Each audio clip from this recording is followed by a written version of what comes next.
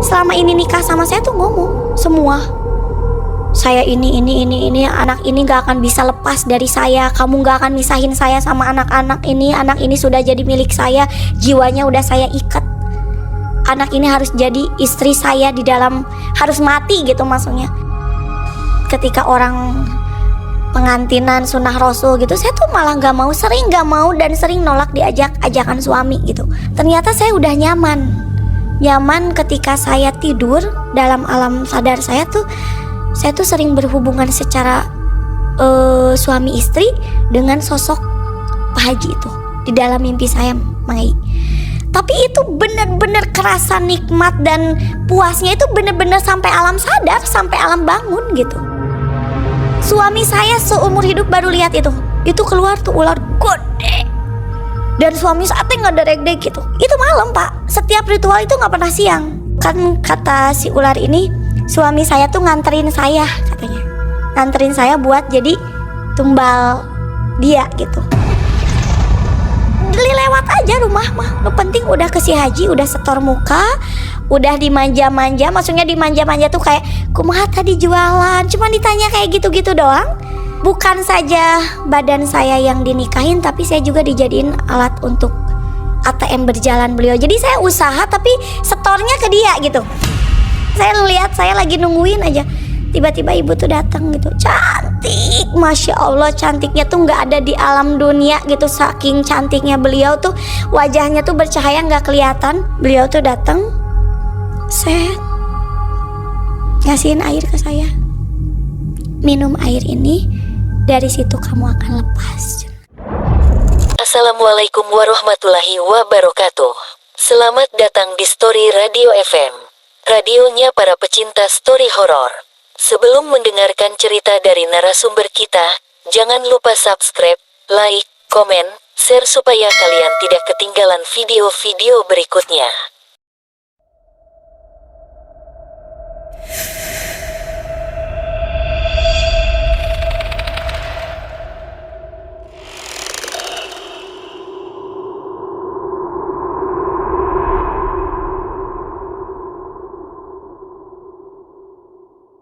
Jadi pada tahun 2011 itu usia rumah tangga Teh Siti itu udah 1 tahun ya, 1 tahun lebih lah.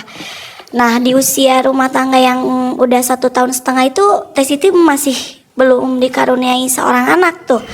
Sedangkan diperiksa ke dokter itu normal, suami normal, nggak ada hambatan gitu.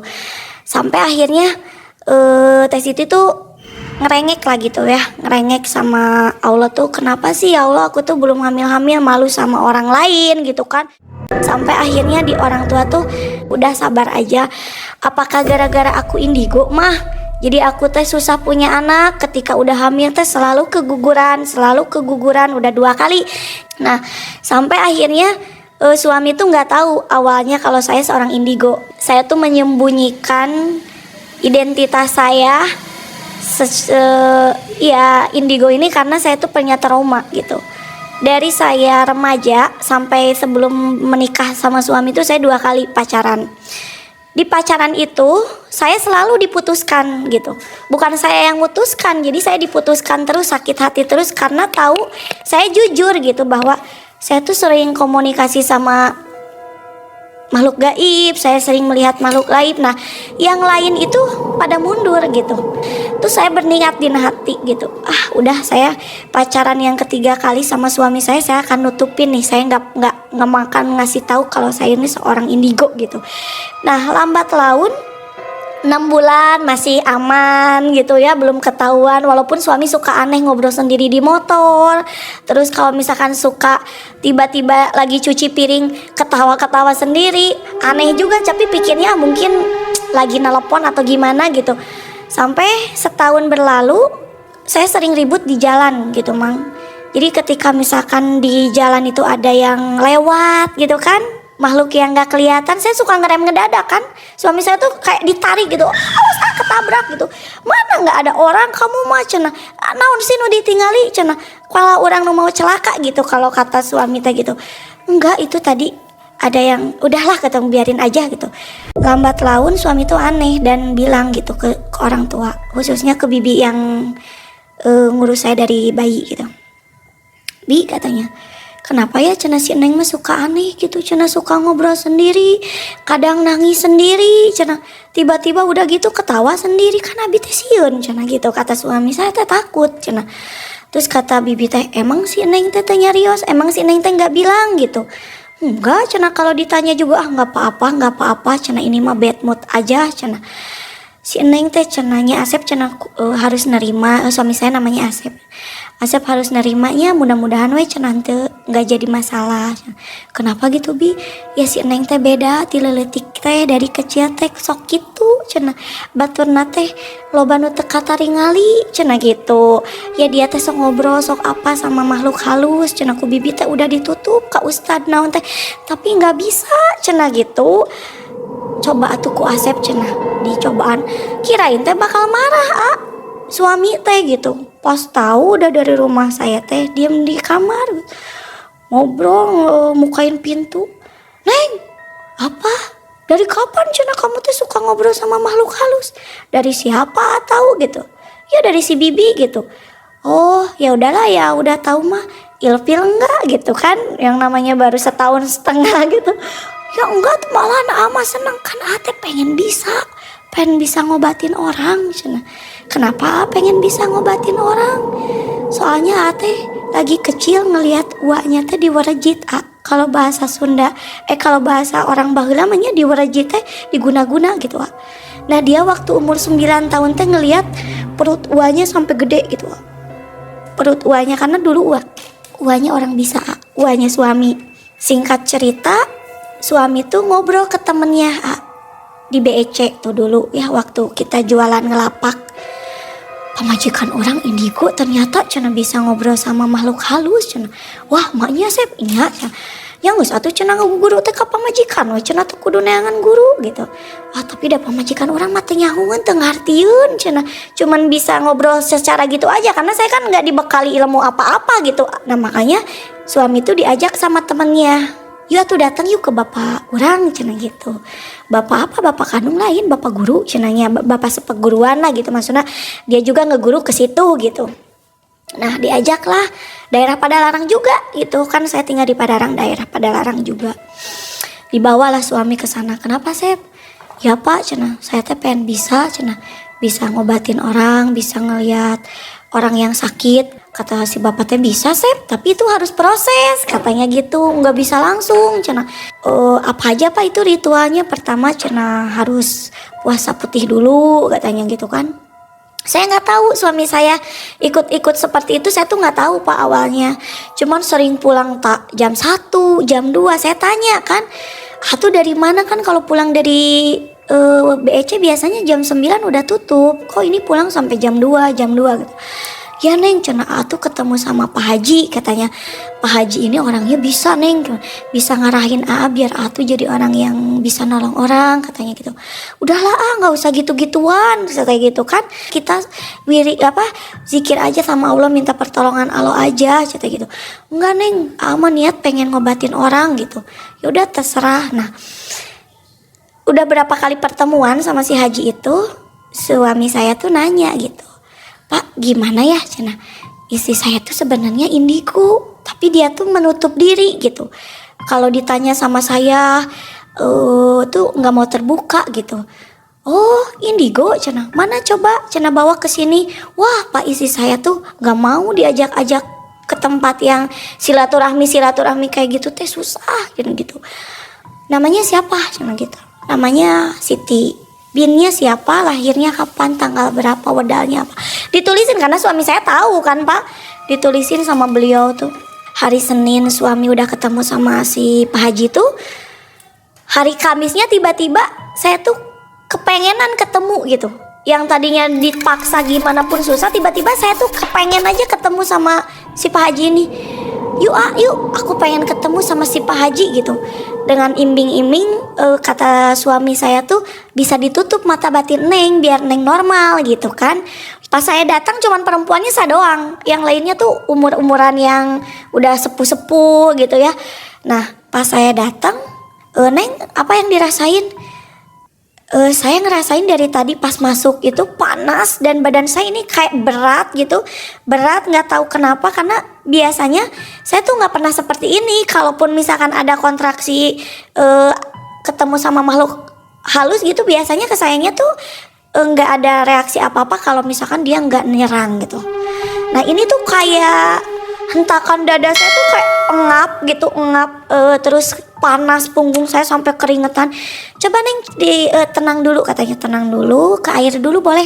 Saya bawa ke air dulu. Saya muntah dari situ. Saya tuh nggak tahu kenapa gitu, tiba-tiba dikasih air. Coba Neng minum ini air apa, kata saya gitu kan.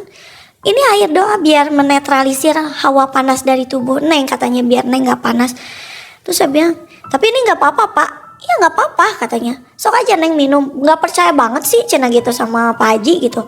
Saya tuh sebenarnya dari kakek saya gak boleh banyak dikasih air doa kayak gini, maksudnya kalau orangnya itu belum saya tahu banget, kata saya tuh. Enggak, sok Pak Haji tanggung jawab dunia akhirat, katanya gitu kan. Ya udah saya minum Pak. Dari situ tiba-tiba saya tuh nggak ngerasain yang biasanya saya ngelihat makhluk halus gitu ya. Di rumah siapa biasanya saya ngelihat ada kolebat. Ini cuman set nggak tahu itu apa ya, hitam. Bener kayak saya tuh disamarin gitu. Saya jadi samar-samar gitu, nggak bisa ngelihat. Alhamdulillah tuh saya seneng.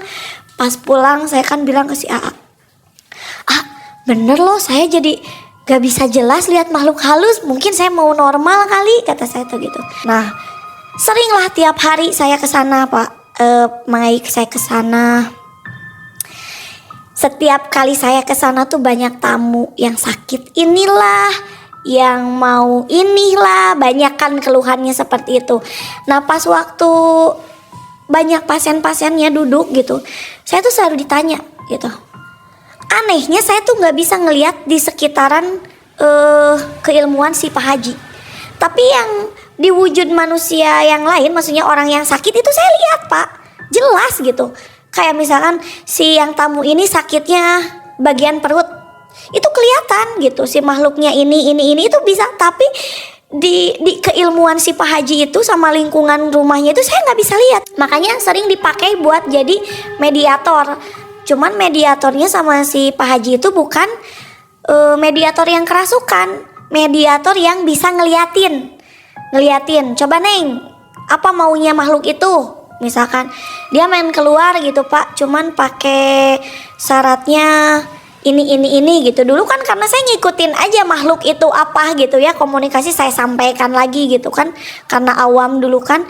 Ya udah Pak, kaitannya gitu kata anak saya gitu kan, karena saya dianggap udah hampir 6 bulan berjalan tuh.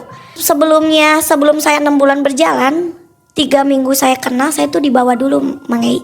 Saya dibawa ke pantai, ke Pangandaran sama beliau gitu. Neng ikut yuk ke Pangandaran. Udah pernah belum ke laut? Sejarah saya belum pernah seumur hidup ke pantai, karena dulu kata kakek saya, Neng lamun Neng can panceg ke laut, encan ngarti ke laut, ulah waka ke lautnya cenah. Sabab di laut mah loba samarkeuneun. Saya nggak tahu omongan kakek dulu yang kayak gitu, nggak ngerti saya. Ya udah, tapi saya takut banget, pengen ikutnya takut gitu. Batin tuh kayak pergi jangan bergejolaknya. Tapi suami pengen ritual kan, maksudnya pengen ngebersihin. Alasannya tuh kita bersihin di air laut biar ngalirnya itu luas katanya kan gitu, biar apa ilmu Neng juga yang dari leluhur itu kebuang gitu ke laut. Ya udah tuh Pak, saya ikut ya. Hari Jumat berangkat lah kita malam pakai mobil beliau gitu.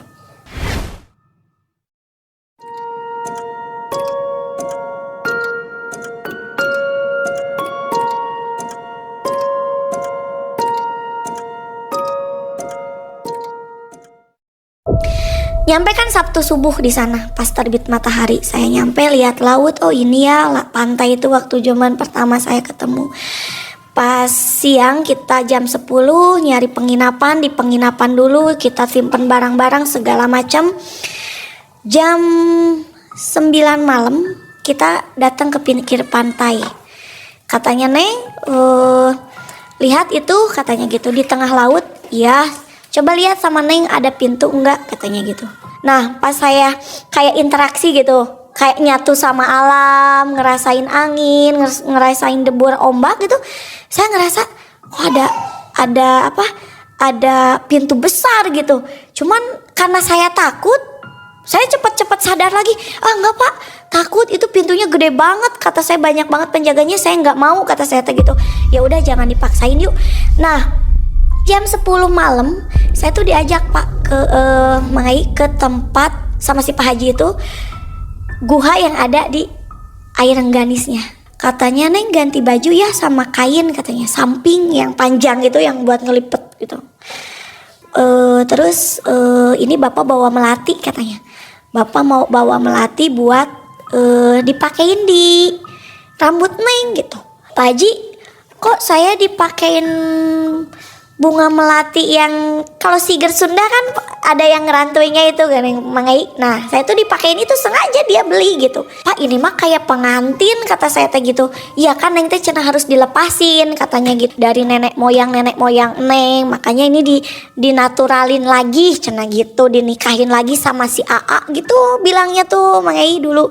Dan memang yang ngemandiinnya juga dulu bukan si Pak Hajinya cuma ritual aja, ngebukain terus ngeprak-ngeprak ke air yang ada di rengganis itu, terus dia sembahin. Nah, saya tuh disuruh maju, saya suruh duduk, kan ada batu di situ, saya duduk. Coba sama Asep katanya gitu. Nih, gayungnya cenah 7 kali aja katanya. Dari kanan ke kiri ke badan gitu semua dimandiin. Setelah mandi kan kedinginan ya. Hampir jam setengah 12, Pak saya mau ganti dong, dingin gitu. Ya udah sok Neng ganti aja. Udah gini kita ke penginapan. Nah, nyampe lah kita jam setengah 1 tuh di penginapan Mangi. Anehnya itu penginapan waktu kita pagi datang itu dingin karena ada AC kan. Tiba-tiba pas masuk ke kamar ke rumah itu lagi, ke penginapan itu lagi, semua panas padahal AC udah full. Kok hareudangnya? Ya si Pak Hajinya sendiri tuh ngipas badannya, iya AC rusak gitu. Nah, teu karasa panas cenah teu karasa dingin, panas gitu. Kita berempat berlima sama supir. Yang ngerasain 4 itu panas semua laki-laki. Saya sendiri enggak gitu, aneh. Enggak Pak, saya mah enggak panas, kata saya. Saya mah malahan mau tidur. Ya udah sok cenah Neng tidur. Nah, pada ke kamar Pak barawa si Pak Haji sama anak angkatnya, terus supir tidur, saya tidur sama suami gitu. Setengah sadar setengah enggak gitu. Belum pulas-pulas banget perasaan saya tuh. Saya tuh tidur baru lep gitu. Tiba-tiba kedengar suara itu kayak orang jalan, tapi yang badannya tuh kebayangnya tuh gede gitu. Karena waktu saya tidur di kasur aja tuh kedengeran wah, saya berpikir dalam alam sadar, ini siapa yang datang ya, kok gede banget gitu perasaan yang saya rasain gitu. Cuman mau buka mata tuh nggak bisa gitu, nggak bisa mau buka mata. Cuman saya bisa ngerasain, ngegambarin ini kayaknya wujudnya gede karena hentakan detak langkahnya juga gemetar gitu sampai ke tempat tidur. Pas besoknya itu full sampai jam 5 subuh nggak ada yang bisa tidur karena kegerahan. Saya bangun, saya ambil air wudhu, saya mau sholat itu nggak bisa, berat. Kayak ada yang nindihin di bagian punggung saya tuh. Ya ampun, ini kenapa? Kata saya teh susah banget mau ngelengkah untuk ngambil air wudhu. Sampai kata suami teh, Neng kamu kenapa jalannya kayak nenek-nenek kayak gitu. Saya juga nggak tahu Nah, dinetralisir lah sama si Pak Haji ceritanya. Enggak cenah Neng, cenah biasa, cenah sok ayeuna mah enggak cenah. Saya tuh sadar lagi gitu, bisa jalan lagi. Iya ya, saya enggak apa-apa lagi gitu. Nah, saya mempunyai keanehan setelah pulang dari Pangandaran gitu. Saya sering mimpi setiap malam Jumat ketika orang pengantinan sunnah Rasul gitu. Saya tuh malah sering gak mau dan sering nolak diajak ajakan suami gitu. Ternyata saya udah nyaman ketika saya tidur dalam alam sadar saya tuh sering berhubungan secara suami istri dengan sosok Pak Haji itu di dalam mimpi saya, Mangai. Tapi itu benar-benar kerasa nikmat dan puasnya itu benar-benar sampai alam sadar, sampai alam bangun gitu. Maaf ya, orgasme secara dewasa itu saya ngerasain dalam alam sadarnya. Nah makanya suami itu kalau misalkan ngajak saya berhubungan itu saya nggak mau, karena pas berhubungan sama suami itu beda. Dan saya tuh nggak bilang ke suami itu bahwa saya tuh sering mimpi itu, nggak pernah bilang, karena malu kan gitu kan. Nah, setahun berlalu saya terus ritual lagi. Neng mandi ya ke Pelabuhan Ratu. Kenapa lagi Pak? Karena masih ada gitu. Saya datang lagi tuh ke Pelabuhan Ratu. Ritualnya sama. Saya pakai kembang. Tapi yang sekarang harus saya yang bawa. Melatihnya apa aja Pak? Melatih yang biasa buat siger. Terus bawa mawar 7 warna katanya gitu. Tapi mawarnya bukan yang dipecah ya, bukan yang dibuat ditaburin, mawar yang satu tangkai itu yang harus 7 warna. Ya saya bawa. Terus satu lagi katanya, Neng minta ini aja apa katanya, bawa melati yang bisa butiran, bukan yang dirangkai-rangkai udah jadi itu. Ya saya pikir ya untuk membersihkan diri saya nggak tahu untuk niat itu. Biasa dia ritual lagi ngebuka alam laut ya, seperti yang di Pangandaran itu si Pak Haji. Nah waktu di situ saya dalam hati tuh kayak ada kakek saya gitu ngomong. Kakek saya ngomong gini, geus Nyai ulah kikian wae gitu. Sadar Nyai, sadar ieu teh salah gitu. Hah? Ayah si Abah kata saya. Saya bilang, ayah si Abah di dia, tapi di mana? Saya teh nggak ngeliat gitu. Kalau di Pelabuhan Ratu kan ada guha ya. Nah, si Pak Haji itu ngorbanin emasnya 12 gram kalau nggak salah. Nih Neng cenah. Demi Neng, Pak Haji ngorbanin cincin yang emang ada batunya gitu. Mungkin batu wasiat, saya nggak tahu lah dulu. Ini batangnya emas Neng 12 gram. Pak Haji lempar ini ke laut cenah. Untuk nuker Neng, biar Neng tuh jadi normal. Jangan sia-siain pengorbanan Pak Haji ya. Saya tuh cuman ya iya aja udah gitu, nggak mikir apa, iya aja. Nah, saya kata ke suami gitu, saya tinggalin ya tuh, iya ku Pak Haji dikorbankan ya cincin cenah. Sabarahaeun ieu cenah 12 gram. Kudu benernya Asep cenah nuntun si Neng nak cenah gitu. Suami saya tuh iya gitu. Dilemparlah si cincinnya itu ke laut. Tiba-tiba pas itu saya lemes, terus si bunga yang saya bawa itu tiba-tiba angin air laut tuh gede. Simpen gitu, simpen aja cenah. Si bunga yang 7 warna itu disimpan ke bawah ke tengah laut ke sana. Nah, suami saya ngemandiin saya pakai air laut, pakai centong yang dari batok itu. Pas ketiga kali itu ada ular dari guha yang apa ya, kalau di guha tuh saya lupa, di Pelabuhan Ratu tuh ada guha yang pinggir pantai itu keluar. Suami saya seumur hidup baru lihat itu keluar tuh ular gede. Dan suami saya nggak derek-derek gitu. Itu malam Pak. Setiap ritual itu nggak pernah siang. Nah, pas suami saya yang nyaksiin itu, saya bener-bener gak bisa lihat apa-apa. Ini yang kamu datengin buat saya gitu. Ya perempuan ini yang kamu datengin, yang kamu antarkan buat saya gitu. Nah si A tuh bingung. Saya gak nganterin istri saya, memang saya nganterin, tapi bukan untuk kamu, kata si A gitu. Saya nganterin untuk membersihkan dosa-dosa istri saya, atau dari leluhur-leluhurnya yang nitis keilmuannya ke istri saya. Nah dari situ suami saya ngelihat dari tengah tuh kayak pintu ngebuka. Itu pintu keluar cahaya dari tengah laut. Jadi ada komunikasi antara yang di laut sama si ular yang gede ini. Jadi si ular gede ini kan mau ngelingkar ke saya gitu. Mau kan, kata si ular ini, suami saya tuh nganterin saya katanya. Nganterin saya buat jadi tumbal dia gitu. Saya sadar, pas saya sadar kata si Pak Haji marah-marah ke suami saya. Asep katanya, tingali cenah, jadi gagal cenah gitu. Kunaon Pak cenah?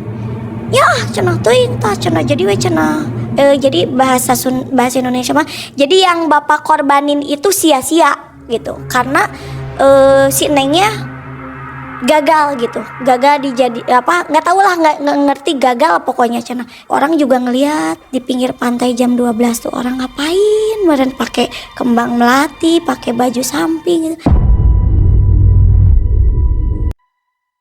Sep cenah bisi Pak Haji bohong, si Neng nama gagal cenah untuk apa, untuk ritualnya mah, tapi tuh dibere ciri jeung oleh-oleh tah cokot teh ku Asep dihandapeun karang eta cenah. Gali we aya eta cenah oleh-oleh jeung si Neng cenah gitu. Digali tah sama suami teh ada batu giok 2 Pak, yang merah 1, yang hijau 1. Katanya mah itu teh dari beliau, dari ular itu gitu.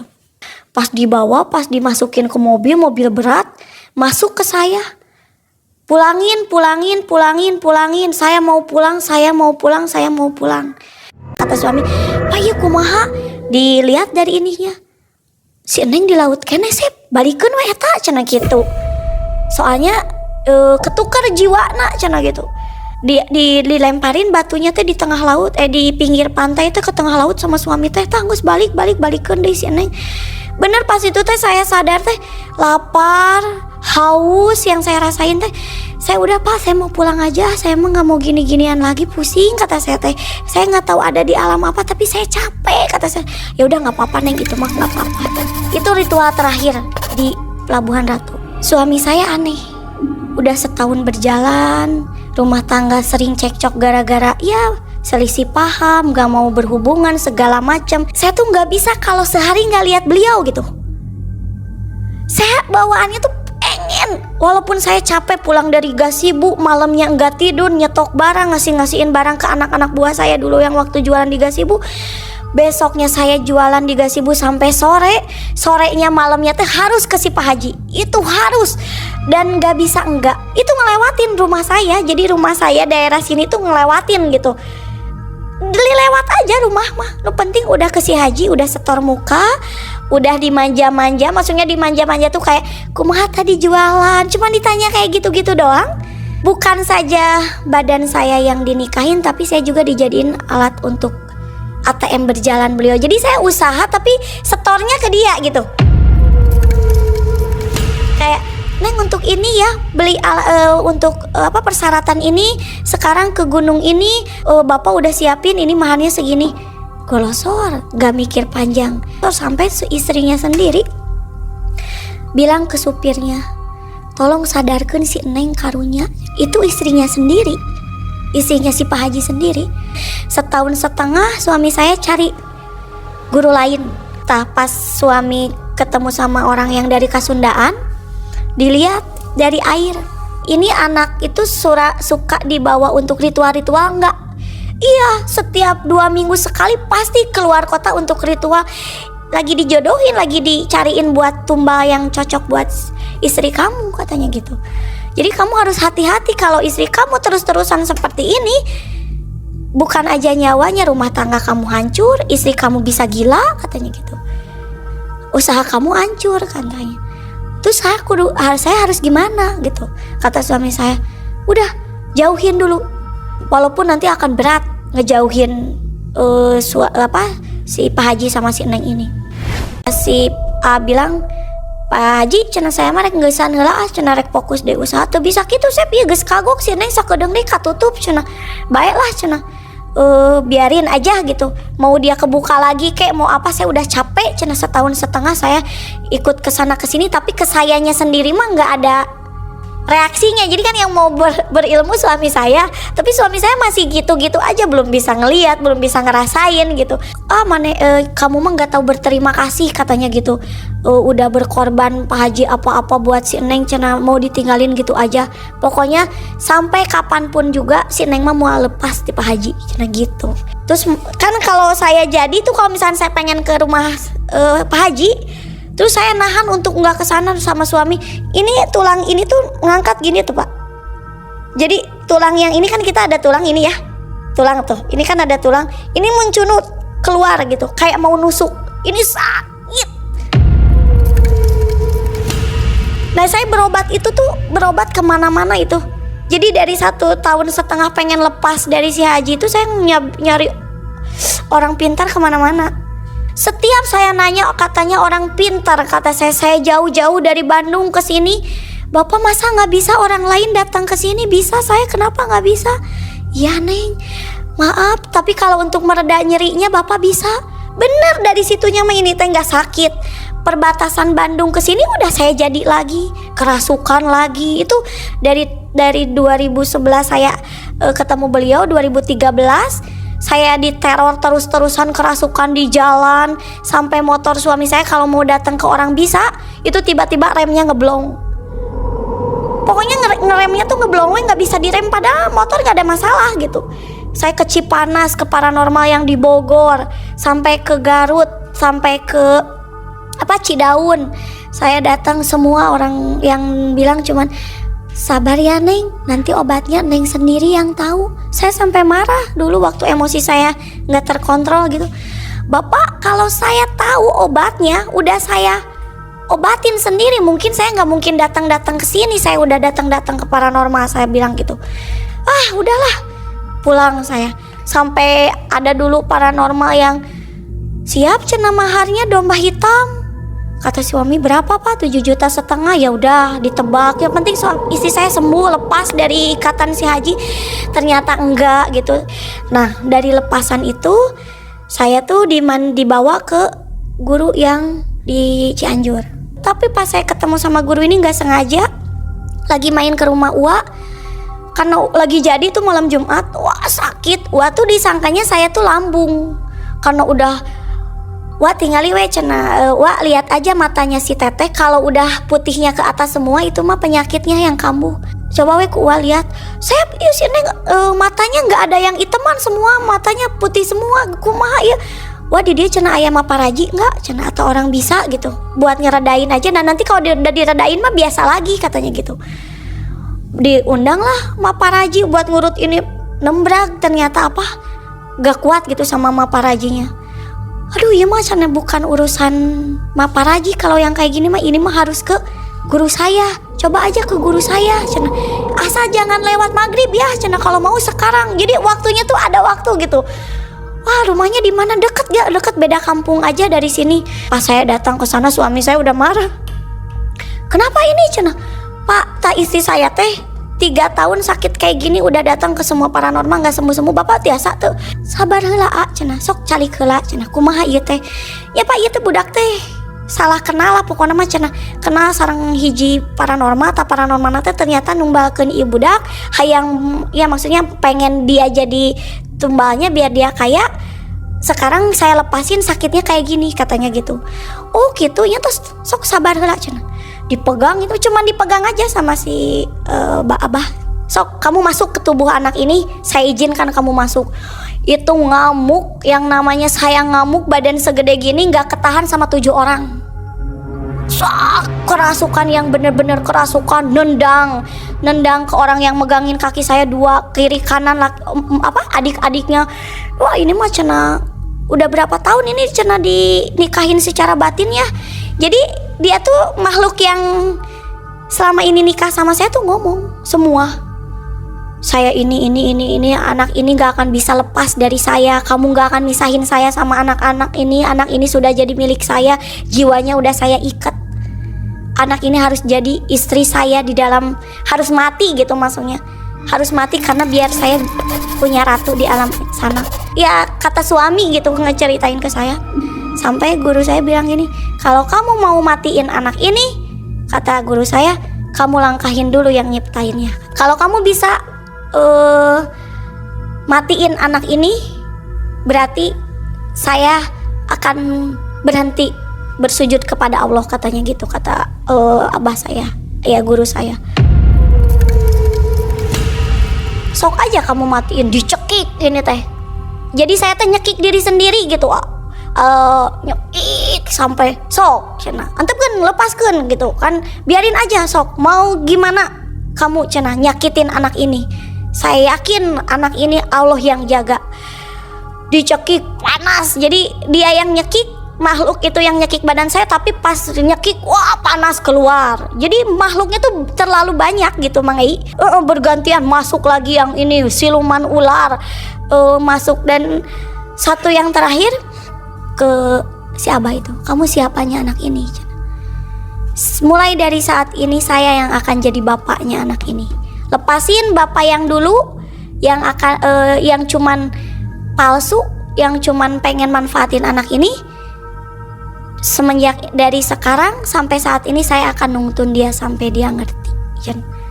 Dari situ barulah datang karuhun saya yang masuk, A. Jadi datang karuhun saya, Abah Mang yang datang nitipin ini anak gini. Kata Abah gitu, biarkan anak ini saya yang tuntun tauhidnya. Biar apa?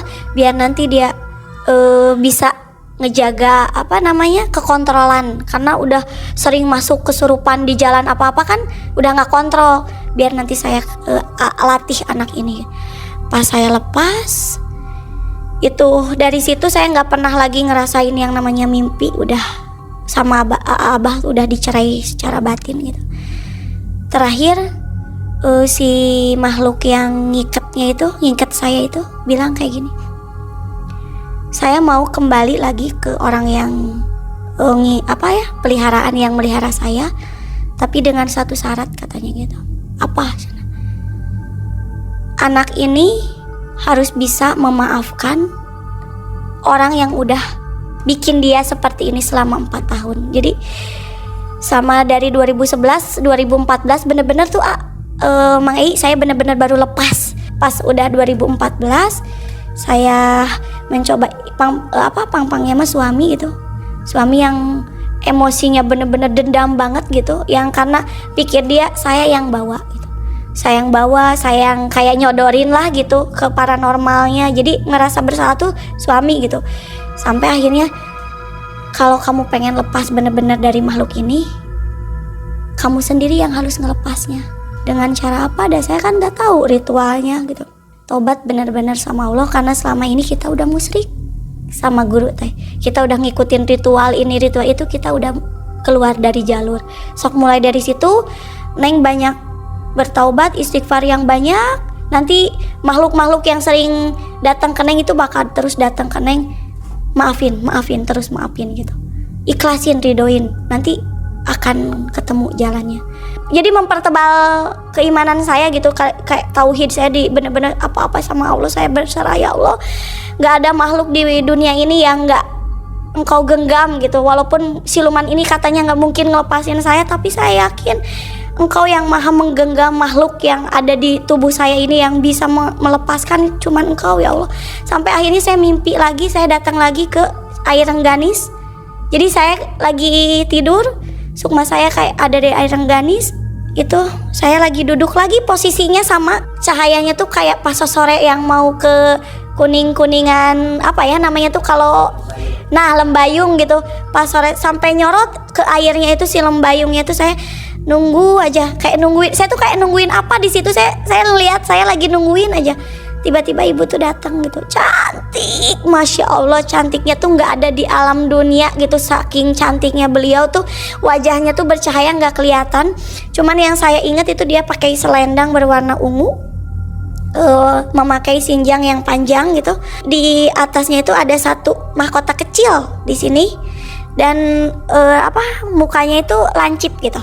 Tapi nggak lihat mukanya yang gimana gambarnya itu, nggak, karena itu cahaya, karena kecantikan itu udah jadi kayak cahaya aja. Beliau tuh datang, ngasihin air ke saya, minum air ini, dari situ kamu akan lepas. Jadi kan saya lagi tidur tuh, udah dalam mimpi kan, dikasih airnya itu. Pas saya bangun, suami saya lihat tuh saya tuh beneran lagi bawa air gini, kayak bawa air gitu. Nah pas udah dibawa air, saya datang lagi ke guru. Guru, ini ada, saya nggak tahu, dalam mimpi saya dikasih air ini dari air Rengganis, ini harus dimasukin ke air nyata untuk diminumkan ke saya. Pas sama guru lihat secara kebatinan, oh ini ada energian katanya. Sok Neng masukin, kamu lihat energinya, kamu harus bisa lihat yang asli, jangan kamu lihat yang bohong katanya gitu. Sok kamu bener-bener berserah, kamu pasrah sama Allah, jangan ngaku kamu yang bisa, kamu berserah aja, Allah aja yang bisa gitu. Pas saya pasrah, saya ingin sehat ya Allah, saya ingin kembali lagi, saya nggak mau lagi kayak gini-gini gitu. Itu dari tangan saya tuh kayak ada kayak awan gitu, awan berwarna biru masuk ke air. Nah air itu diminumkan ke saya langsung seketika kayak Masya Allah, astagfirullahaladzim. Abah cek aku teh, ayeuna mah nggak kerasa sakit ya, cobaan we dulu, katanya cobain dulu berapa bulan, cing ada kambuh lagi enggak sakitnya. Dan alhamdulillah sampai saat ini saya nggak pernah sakit lagi, sembuh alhamdulillah. Dari situ perjalanan saya sama si Abah ketemu dan sampai saat ini beliau masih ngasuh saya, ngasih tahu ke saya gitu. Dari situ kenalnya sama, alhamdulillah sayanya udah sehat juga, udah memaafkan juga ke Pak Hajinya. Itu tuh ngasih satu kunci, bukan amalan, bukan apa, cuman itu langsung ke batin saya. Kata guru saya gini, kalau kamu gak mau sakit, kamu jangan nyakitin orang. Kalau kamu pengen dibaikin orang, berbuat baik sama orang. Nah itu saya selalu apresiasikan di kehidupan saya. Jadi kalau ada orang yang nyakitin saya bilang mungkin itu hilap, udah saya nggak mau masukin dalam hati, udah. Dari situ mungkin keasah sampai akhirnya saya pernah turun ijazah untuk ngeruqyah. Saya juga nggak tahu ini ngeruqyah tuh apa dan di mana gitu, nggak tahu gimana ceritanya, nggak tahu. Tapi setelah saya sholat isya, saya kayak pingsan gitu. Dalam pingsan saya tuh diketemuin sama sosok kakek-kakek, bahasa Indonesianya Nyai, karena sekarang udah waktunya, sok kamu tolong orang yang lagi kesusahan. Pernah ngerasain sakit kepala karena guna-guna kan ya, maksudnya proses itu sakit kepala pernah ya. Nah itu banyak nanti orang yang datang ke kamu dengan sakit kepala seperti itu. Kamu pernah sakit di bagian perut lama, nah itu nanti orang akan datang ke kamu dengan banyak penyakit seperti itu. Terus saya cara ngobatinnya gimana? Saya kan nggak bisa, nggak berguru, kata saya. Dalam waktu saya udah nggak sadar itu, waktu saya pingsan itu nggak banyak. Kasih aja air ini, bacain sebisa kamu, tapi dalam hati kamu harus benar-benar polos, harus benar-benar kosong. Saya tuh nggak ngaji, sholat belang betong, kata saya. Saya sholat juga jarang-jarang, masih bolong-bolong. Masa saya harus ngasihin air ke orang yang sakit, kata saya, kan nggak mungkin. Saya malu, masih muda, seumur saya masih 27 tahun. Orang juga nggak mungkin percaya, kata saya. Ya udah Cina, kalau nggak percaya, kalau nggak yakin, nanti ada buktinya di keluarga kamu yang sakit. Itu nanti cobain sama kamu obatin. Kalau kamu benar, jangan di aku itu kamu yang ngobatin, tapi Allah mau ngebuktiin kuasanya lewat syariat kamu, kayak gitu. Dan ternyata benar, mama saya sakit selama 2 tahun. Kan mama saya tuh sakit lambung terus. Saya juga dari dulunya mah takut, tahunya mah lambung aja gitu, lambung. Ternyata ada yang kayak gitu, dan alhamdulillah sehat. Dari situ saya, oh mungkin ini, dari mulut ke mulut. Jadi suka ada yang ya Teh Siti gitu dipintain tolong gitu, kayak gitu. Itulah tadi cerita mistis yang dialami oleh narasumber kita. Semoga video ini dapat menghibur teman-teman pecinta horor, dan sampai jumpa di video berikutnya.